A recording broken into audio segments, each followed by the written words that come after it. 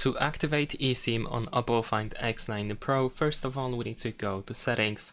Over here in settings, open mobile network, and there is a chance that you will immediately see the option that allows you to activate eSIM. But if not, then you should be able to find the eSIM section. And in here, of course, we need to enable eSIM. In my case, I use 2 SIM cards, so I need to disable SIM number 2 to make room for eSIM, of course. And once it is enabled, then we should be able to find add eSIM over here.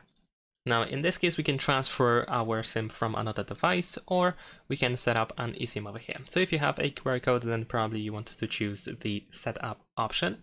And after that, you should be able to use the rear camera in order to scan the QR code for the eSIM. And then over here, we can also either scan a photo and enter activation code. So if you don't want to scan the QR code, then you can enter the code manually over here if that works for you.